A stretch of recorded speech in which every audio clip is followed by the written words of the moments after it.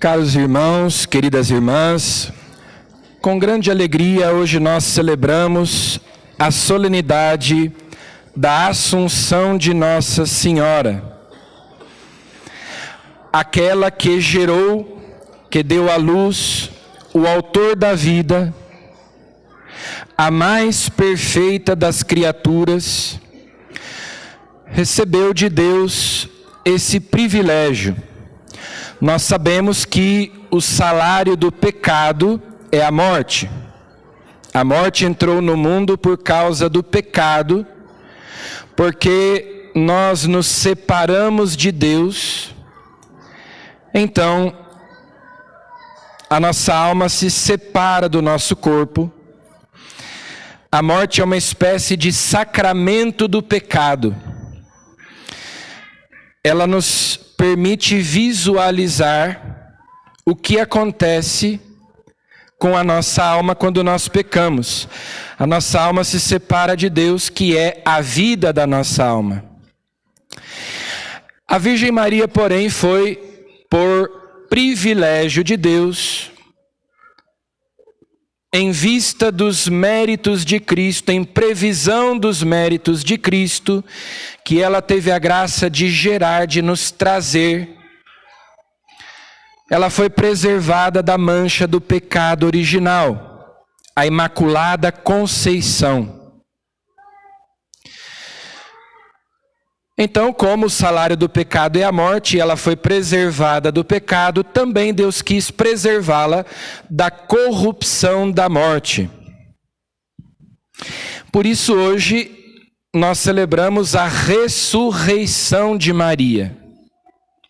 Maria é elevada de corpo e de alma à glória do céu. É o triunfo de Maria. Essa palavra assunção significa que Deus a assumiu, que Deus a acolheu no seu reino, que Deus a abraçou. E Maria então participa da glória de Deus, de corpo e de alma. A fé católica nos ensina que Deus criou o ser humano e que o ser humano é a união substancial e não acidental de corpo e de alma. Ou seja, o ser humano é uma forma de o espírito conviver com a matéria. Foi Deus quem nos deu o nosso corpo e a nossa alma. Cristo é o Salvador não só da nossa alma, mas também do nosso corpo. Nós cremos na ressurreição da carne, é o que nós dizemos no credo. Nós cremos na ressurreição dos mortos, não na reencarnação. Nós não somos espíritos encarnados, nós somos uma unidade substancial de corpo e de alma. Então, a alma separada do corpo não é um ser humano completo. Os santos que estão no céu e que intercedem por nós aguardam a ressurreição que acontecerá por ocasião da vinda de Cristo, como São Paulo nos explica na segunda leitura de hoje. Então, o corpo não é, como dizem algumas religiões, o cárcere da alma. E a nossa alma então está encarcerada no nosso corpo e ela precisa se libertar do corpo. Não. Por causa do pecado original, de fato, a relação entre corpo e alma foi um pouco deturpada, né? Então, o nosso corpo muitas vezes quer dominar a nossa alma. E, no entanto, é a nossa alma que deve conduzir o nosso corpo. Mas Deus nos criou assim. A nossa alma foi criada por Deus no momento da nossa concepção.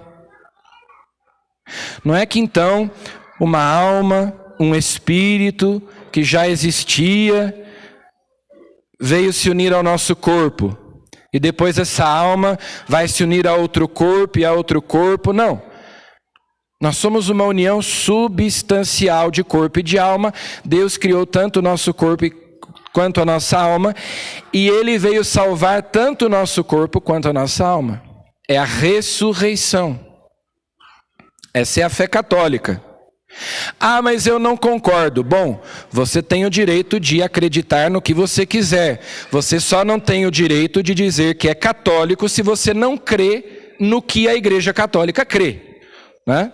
Agora, cada um pode crer no que quiser. Até em duendes, em fadas, em Papai Noel. Mas nós não cremos em teorias, hipóteses inventadas por mentes humanas. É o que a palavra de Deus nos ensina, a verdade revelada por Deus nos diz, que o nosso corpo está destinado à ressurreição. Aquilo que nós esperamos, a nossa esperança, que se baseia na nossa fé, porém, já aconteceu antecipadamente com a Virgem Maria. Ela foi preservada do pecado, nós somos regenerados pela graça de Deus no nosso batismo, a graça de Deus nos é comunicada. Ela, ao final de sua peregrinação neste mundo, então, sem experimentar a corrupção da morte, ressuscitou e foi elevada de corpo e alma à glória do céu, e isso há de acontecer conosco também, é a nossa esperança, é o que nós cremos, é o que nós esperamos. Que Deus também nos assuma. A salvação de Cristo é integral, Ele nos salva por inteiro. A nossa alma, libertando-nos do pecado, e o nosso corpo pela ressurreição. O último inimigo a ser vencido, de São Paulo, é a morte. São João diz que Cristo veio destruir as obras do diabo. As obras do diabo são o pecado e a consequência principal do pecado, que é a morte. Lá em Betânia, Jesus diz para Marta, quando Lázaro morreu, Ele diz: eu sou a ressurreição e a vida. Quem crê em mim, ainda que morra, viverá. A nossa alma já ressuscitou da morte do pecado no batismo. E se nós morrermos na paz de Deus, então, quando Cristo vier em sua glória, nós ressuscitaremos também. Então nós olhamos para a Virgem Maria, revestida de glória no céu, corpo e alma, e olhando para ela nós vemos aquilo que nós esperamos ser um dia também. Que o meu corpo seja como o dela. Nós vivemos num tempo muito materialista, né? Então existe uma espécie de culto ao corpo humano.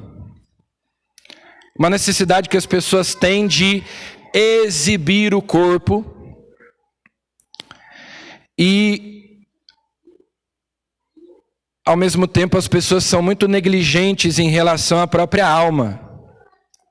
Mas a fé católica é bastante equilibrada, né? A fé católica nos livra tanto do materialismo, quanto de um espiritualismo, um misticismo que está muito em moda hoje em dia, né? As pessoas então são tão materialistas, mas quando elas buscam uma religião, elas procuram superstições, elas procuram amuletos, elas procuram essa coisa de energia. Nós somos uma unidade. Corpo e alma, matéria e espírito, tudo isso foi criado por Deus e é redimido por Ele. A gente vê como as pessoas, hoje, é bom, né, que as pessoas se exercitem, que as pessoas cuidem da saúde. O nosso corpo é templo do Espírito Santo. Inclusive nós católicos veneramos as relíquias dos santos, os seus restos mortais, porque naquele corpo habitou uma alma que amou a Deus. Então nós veneramos as relíquias. Na Eucaristia nós comungamos corpo, sangue, alma e divindade de nosso Senhor Jesus Cristo. Né? Jesus, o Filho de Deus, se encarnou no ventre de Maria. Ele tem um corpo humano como o nosso, que nós comungamos na Eucaristia, Cristo vivo, verdadeiro Deus e verdadeiro homem.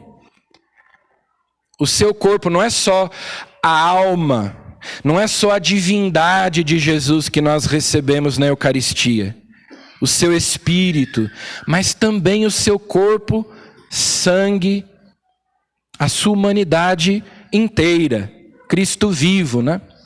Então, a gente vê, por exemplo, tantas pessoas que vão até deformando o próprio corpo em busca de uma perfeição. Eu quero me parecer com tal pessoa, com tal artista, né? E 1000 intervenções cirúrgicas, plásticas, a busca por um corpo tão sonhado, tão desejado, que às vezes acaba que a pessoa vai ficando deformada até, né?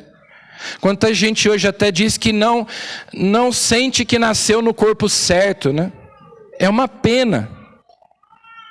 É uma pena que as pessoas vivam esses dramas de não entenderem que Deus me fez assim como eu sou.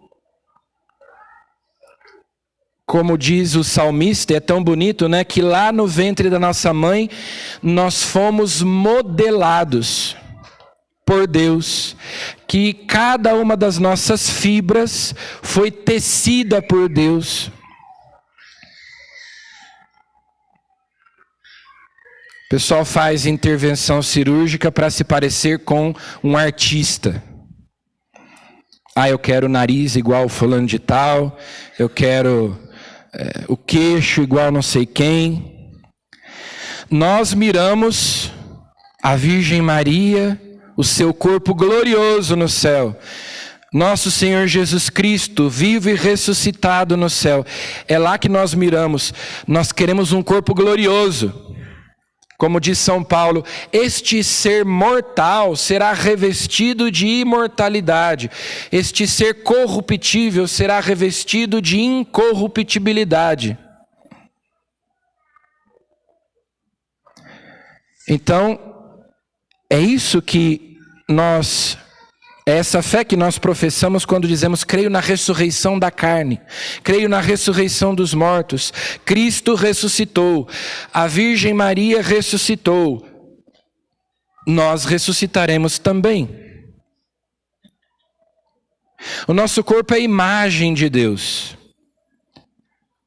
o nosso corpo é sacramento, porque a nossa alma se expressa por meio do nosso corpo. Nós não somos anjos, nós não somos espíritos puros. Lá no Gênesis é dito que Adão se sentiu sozinho. Deus disse: não é bom que o homem fique só. Essa solidão original que Adão experimenta, e daí quando Deus cria a mulher, ele diz: agora sim, né, osso dos meus ossos, carne da minha carne. Não é que a mulher preenche essa solidão do homem, não. É que quando o homem olha para a criação, ele não encontra ninguém semelhante a ele. Se eu olho para os animais, eles não têm alma. Se eu olho para os anjos, eles não têm corpo. Nós temos corpo e temos alma. Então, quando o homem vê a mulher, ele diz: agora sim, alguém que é semelhante a mim. Mas o homem e a mulher que Deus criou com essa complementariedade, né? Homem e mulher se completam. Essa solidão nos mostra que, na verdade, só Deus pode preencher o nosso coração, dar sentido à nossa vida. Aqui no Brasil, no mês de agosto, nós celebramos as vocações. Nós nos lembramos das muitas vocações que existem na igreja. A nossa vocação comum a vocação universal dos batizados é a santidade, nós sabemos disso. Todos nós somos chamados por Deus a sermos santos, a sermos elevados pela graça de Deus, né? Porque havia um projeto original de Deus que foi deturpado, que foi deformado, corrompido pelo pecado, e Cristo veio para nos elevar, para nos reerguer. A Assunção de Maria nos lembra essa dignidade do ser humano, não só a sua alma, também o seu corpo. Então, essa elevação à vida plena, essa participação na vida de Deus, é o que nós chamamos de santidade, é a nossa vocação comum. Mas também cada um é chamado por Deus a viver a santidade, a amar com perfeição, de um modo diferente. São os estados de vida. Então lá no primeiro domingo nós nos lembramos da vocação sacerdotal. Depois no segundo domingo a vocação matrimonial. E hoje, no terceiro domingo, na solenidade da Assunção de Nossa Senhora, a vocação religiosa. Esses que nós chamamos de irmãos e irmãs, os freis, os frades, os fráteres, as freiras. Muita gente pergunta, padre, frei é padre? Né? Qual é a diferença entre frei e padre? Bom, alguns freis são padres, outros não. Né? Porque a vida religiosa, a vida consagrada, consiste justamente em seguir Cristo, pobre, obediente e casto. São os conselhos evangélicos: pobreza, obediência e castidade. Então os religiosos são aqueles que pertencem a uma ordem, a uma congregação, a um instituto religioso de vida consagrada e que seguem a Cristo no celibato, como Cristo nos ensina. Lá no Evangelho de São Mateus, inclusive, é o Evangelho que se leu ontem, na liturgia do sábado, Jesus diz: alguns nasceram eunucos, são eunucos porque nasceram assim. Outros, os homens os fizeram assim. Outros, voluntariamente, livremente, se fazem eunucos, ou seja, não se casam, são celibatários, por amor a Deus, por causa do reino dos céus. Então vejam, Jesus ensina, quando ele debate com os saduceus que não acreditavam na ressurreição, os saduceus não acreditavam na ressurreição, Jesus ensina que na ressurreição ninguém vai se casar. Quando nós ressuscitarmos, ninguém será casado. Por quê? Porque nós todos seremos casados com Deus. Porque Deus quer se unir à humanidade. O livro do Apocalipse, lá no finalzinho da Bíblia, diz que vai acontecer as núpcias do Cordeiro. Deus vai desposar a humanidade. Todos nós somos destinados a nos unirmos a Deus no céu, numa espécie de matrimônio espiritual. E então Deus vai preencher o nosso coração, a nossa alma,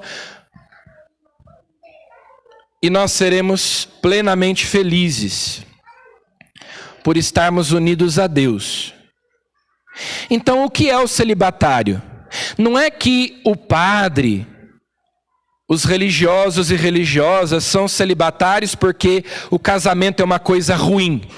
Não, foi Deus quem inventou a sexualidade, foi Deus quem inventou o casamento, a família.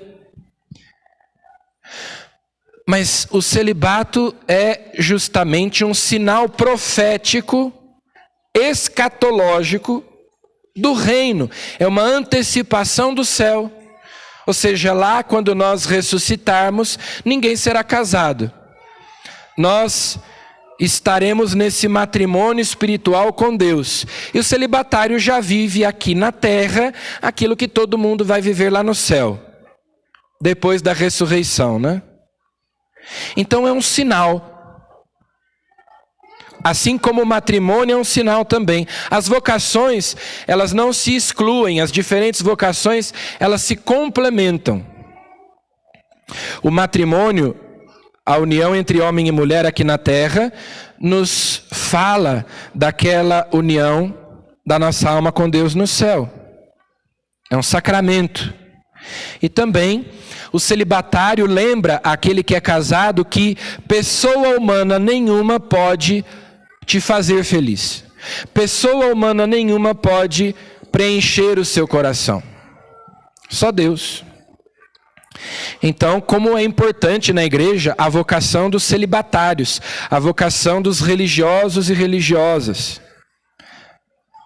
que são lembrados justamente no dia em que nós celebramos a ressurreição de Maria, a assunção de Maria, aquela que por excelência foi toda de Deus. Então nós pedimos hoje à Virgem Maria que também nós sejamos cheios do Espírito Santo no corpo e no coração. Que nós que somos templos do Espírito Santo, nosso corpo que é templo do Espírito Santo, então nós vivamos de acordo com essa tão grande dignidade que Deus nos deu, de sermos filhos de Deus, de sermos habitados por Deus, e que nós nos lembremos que nós estamos aqui nesse mundo, peregrinando, caminhando para a ressurreição, para as núpcias do Cordeiro. Que nós, como a Virgem Maria, sejamos totalmente de Deus. Totalmente de Deus, completamente consagrados a Deus. E assim nós estejamos um dia com ela no céu, participando da vida de Deus, da glória de Deus, no nosso corpo e na nossa alma. Rogai por nós, Santa Mãe de Deus, para que sejamos dignos das promessas de Cristo.